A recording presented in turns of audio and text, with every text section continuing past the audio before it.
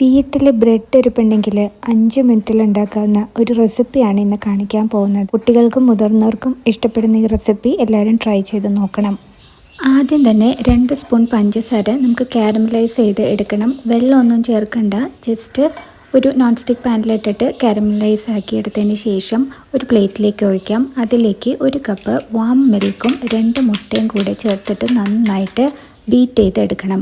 അതിലേക്ക് മധുരത്തിനാവശ്യമായിട്ട് 3 സ്പൂൺ പഞ്ചസാര ചേർത്ത് മിക്സ് ചെയ്തെടുക്കാം. ഇനി ബ്രെഡ് സ്ലൈസ് എടുത്ത് അതിലേക്ക് ഇത് മുക്കി വെക്കുകയാണ് ചെയ്യുന്നത്. 2 പുറം നന്നായിട്ട് കുതിർത്തെടുക്കണം, എങ്കിൽ മാത്രമേ ഇതിന് നല്ല ടേസ്റ്റ് ഉണ്ടാവുള്ളൂ.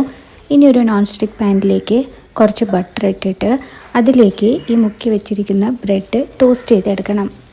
ഈ ബ്രെഡ് ടോസ്റ്റ് ഉണ്ടാക്കാൻ എല്ലാവർക്കും അറിയാമെന്ന് എനിക്കറിയാം. പക്ഷേ ഈ പഞ്ചസാര കാരമലൈസ് ചെയ്തിട്ട് ഈ മിശ്രിതത്തിൽ ഇട്ട് കഴിഞ്ഞ് കഴിഞ്ഞാൽ നമ്മൾ സാധാരണ ഉണ്ടാക്കുന്ന ടോസ്റ്റിൻ്റെ പോലെയല്ല ടേസ്റ്റ്. സൂപ്പർ ടേസ്റ്റാണ്.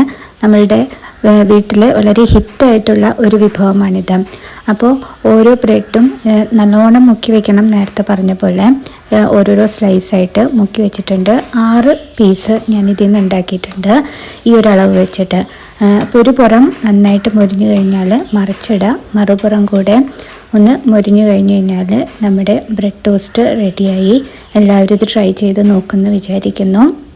അപ്പോൾ വീണ്ടും മറ്റൊരു വീഡിയോ ആയിട്ട് നമുക്ക് കാണാം. Till then take care and by.